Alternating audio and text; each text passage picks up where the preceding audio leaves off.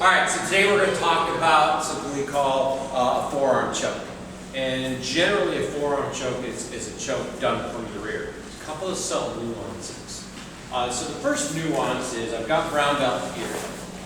What I'm going to do is I'm going to interlock my hands. So this hand is here, this hand is here. And this configuration of hand on hand here is extremely important, right?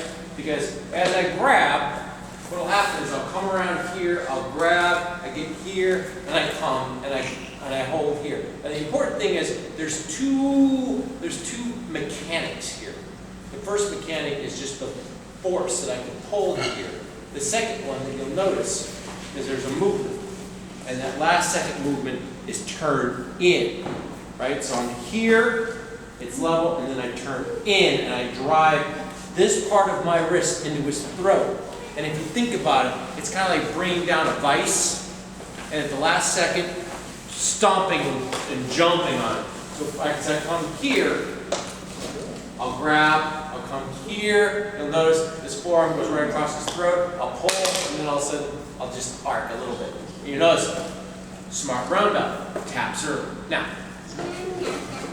brown belt isn't just going to let me do this, right? So typically, we'll be in this kind of situation. He'll grab, and I'll be here, right? And a lot of times what we'll do, maybe have it unearthed. My first thing is always going to be, I'm probably going to first pop him in the groin, pop him in the face, then have it unearthed, and I get here, right?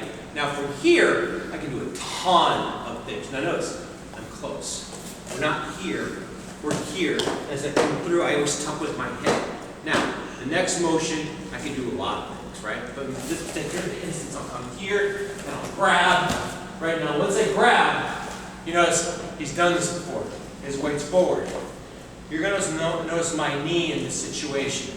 As I come here, come around, I'm not grabbing, I'm not striking right in the throat. As I strike him in the throat, this knee's going to jam right in his hind end. So whap, here, and I get him here.